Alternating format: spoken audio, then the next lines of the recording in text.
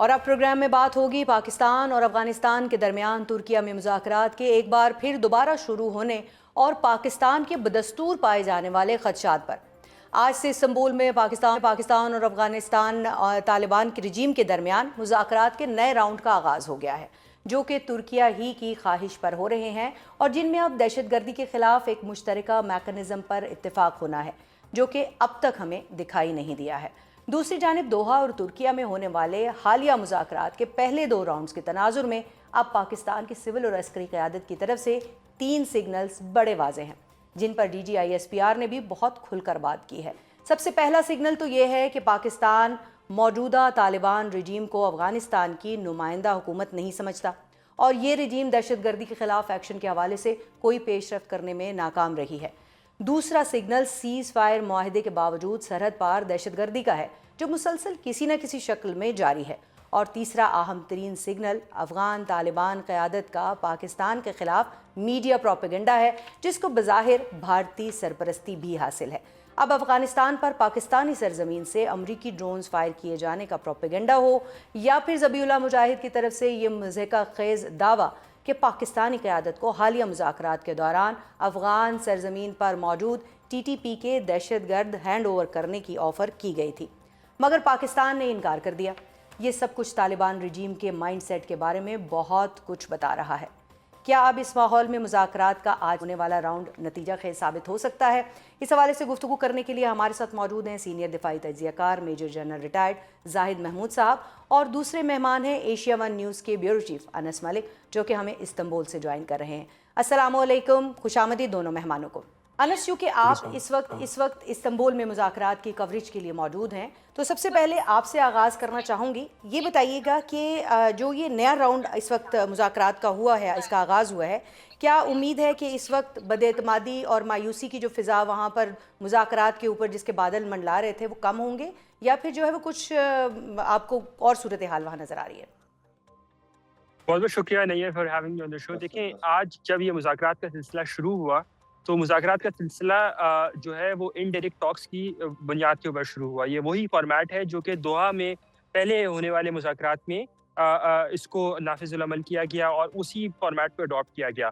इस फॉर्मेट के तहत हुआ ये कि पहले होस्ट की जानिब से एक ओपनिंग स्टेटमेंट दिया गया, उसके बाद दोनों मीडिएटर्स अलग-अलग दोनों फ़रीक़ैन से बातचीत करेंगे और उस बातचीत के बाद चारों फ़रीक़ैन जो है वो एक टेबल के ऊपर बैठकर मसले का हल तलाश करने की कोशिश करेंगे। इसी दौरान हमने देखा कि बॉर्डर के ऊपर फायरिंग की खबर आई, जिसकी वजह ठीक है। से मुज़ाकरात में बातचीत में किसी तात्तुल की थोड़ा-सा तात्तुल आया और अब दोबारा मुज़ाकरात का अमल शुरू हो चुका है। आज जब ये मुज़ाकरात का सिलसिला शुरू हुआ तो एक positive Optimism but cautious Optimism, हमें जो सही लफ्ज़ है वो कॉशियस ऑप्टिमिज़्म है। कॉशियस ऑप्टिमिज़्म इसलिए कि पाकिस्तान का जो 7 रुकनी वफ़द है और तमाम तर वफ़ूद की सरबराही जो है अपने-अपने उनके इंटेलिजेंस सरबराहान कर रहे हैं बशमूल पाकिस्तान के वफ़द की। ठीक है। पाकिस्तान का जो 7 रुकनी वफ़द है तो ये एक एम्पावर्ड वफ़द है और जो ऐसा वफ़द जो कि डिसीजन मेकिंग में उसका कलीदी किरदार रहा है। अफ़गानिस्तान का जो तालिबान का जो वफ़द है उसके बारे में भी यही गुमान ज़ाहिर किया जा रहा है। तो जो सालिसीन हैं वो काफ़ी ज़्यादा पुरुमीद हैं कि जब ये 2 रोज़ और 2 से 3 रोज़ जब ये मामला चलेंगे, बातचीत का सिलसिला चलेगा, तो इसके आखिर में कोई ना कोई पॉजिटिव डेवलपमेंट हो निकल आए। लेकिन जैसे मैंने आपको बताया कि मुज़ाकरात के दौरान ही, चलते हुए मुज़ाकरात के दौरान ही ये खबर आई कि फायरिंग का अमल हुआ है बॉर्डर के ऊपर, तो एक थोड़ी-सी बदएतमादी की फ़िज़ा अभी भी बरकरार है। जी। बदएतमादी की फ़िज़ा भी बरकरार है, जबकि मुज़ाकरात के दौरान उसकी वजह से जो है वो तात्तुल भी आया है। अनस, आप तो जो हैं वो मुझे कोई बहुत ज़्यादा होपफुल अभी तक जो है वो दिखाई नहीं देते, या ज़ाहिर है जो मामला आगे बढ़ेगा तो हमें ज़्यादा इसके हवाले से सूरत हाल वाज़े होगी। जनरल साहब, आपकी तरफ आऊँगी। पाकिस्तानी अस्करी और सिविल क़यादत की अगर बात करें तो नए जो इस्तांबुल राउंड है उसके आगाज़ से कबल तालिबान रजीम के हवाले से जो सिग्नल्स दिए हैं, जिनका जिक्र हमने अपने इब्तदाइये में भी किया है, तो उनके तनाजुर में आपको ये मुज़ाकरात कितने नतीजा खेज़ होते हुए साबित होते हुए नज़र आ रहे हैं? नहीं, thank you for the invite और अंश को भी मेरा बहुत सलाम। आई थिंक अंश ने जो बात की है जी, और हम भी शुरू से यही बात करें, कॉशियस ऑप्टिमिज्म।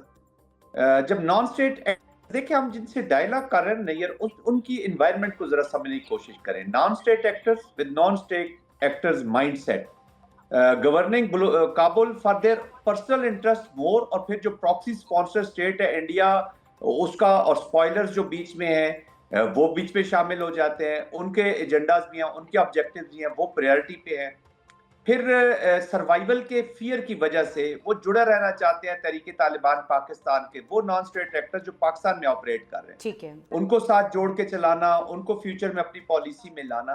कहने का मेरा मकसद ये है कि ये एक ऐसा फ्रेमवर्क है डायलॉग का जो दूसरी तरफ से हो रहा है, जो जिसका स्टेट से कोई इस वक्त ताल्लुक इतना गहरा नजर नहीं आ रहा। ठीक है। जब तक वो अफगानिस्तान का एजेंडा, अफगानिस्तान की महरूमियों का एजेंडा, वहां के लोगों का एजेंडा, 2.5 मिलियन बच्चियां जो स्कूलों से बाहर हैं उनका एजेंडा, जो बच्चे अमेरिका के जहाज के टायरों के साथ लटक के अपनी जान दे रहे हैं, वो मैं फुटबॉलर का जिक्र कर रहा हूँ जो 21 में आपको याद हो जो स्टो आउट होना चाहता था जहाज के जरिए, तो उनके फ्यूचर का एजेंडा अगर तो लेके आए तो फिर तो मुज़ाकरात जनरल साहब, कामयाब आपने होने के खुद भी बहुत अभी चांसेस कहा हैं। है कि नुमाइंदा हुकूमत नहीं है जो अवाम की, उनके मसाइल की, उनकी जो वहाँ पर जो फलाह का एक मंसूबा हो सकता है, जो डेवलपमेंट का मंसूबा हो सकता है, उसकी नुमाइंदगी नहीं करते वो लोग जो कि इस वक्त टॉक्स जो बैठे हुए हैं। तो फिर इसका हल क्या नॉट है? एट ऑल, आगे वे फॉरवर्ड आपको क्या लग रहा है, नॉट क्या एट ऑल। फ़ायदा होगा इन देखिए मुज़ाकरात वे का?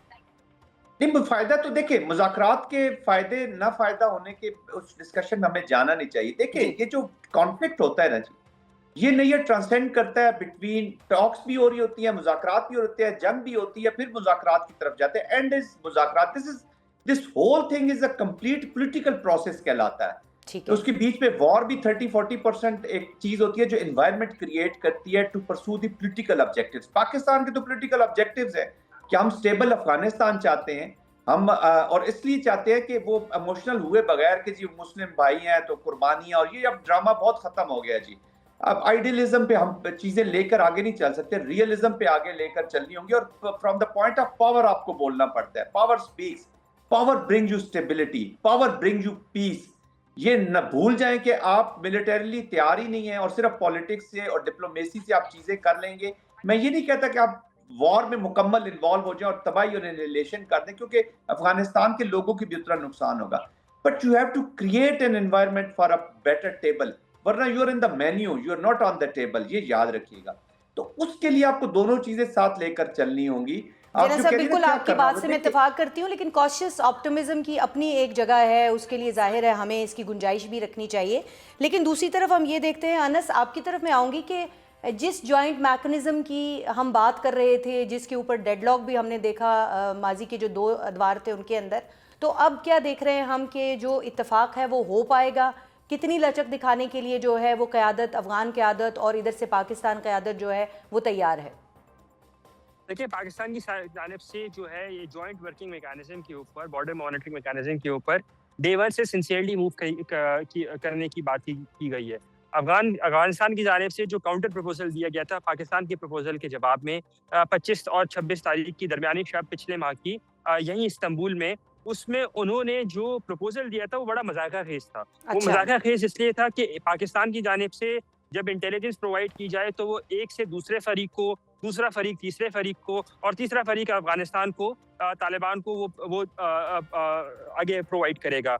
तो उसके जवाब में एक सालिस की जानिब से ये कहा गया कि बेहतर यही है कि एक व्हाट्सएप ग्रुप बना लिया जाए और उसमें ये चीज़ें डाल दी जाए, क्योंकि जितने अरसे में ये इंटेलिजेंस का तबादला होगा उतने में तो दूसरी इंटेलिजेंस रेडी हो जाएगी। तो ये एक नॉन सीरियसनेस जो अप्रोच जो हम दूसरी साइड से देखते हैं वो हमें बहुत ज़्यादा नज़र आती है, और यही वजह है कि अब पाकिस्तान अपने एंड के ऊपर अपनी तरफ से बार-बार ये बात वाज़ेह कर रहा है कि वो कॉन्फ्लिक्ट नहीं चाहता। ठीक है। Pakistan does not believe in violence, उसको इस मसले का एक पुरअमन हल चाहिए, but not at the cost of compromising its core values, its core demands and it's national security, और जॉइंट अपने जो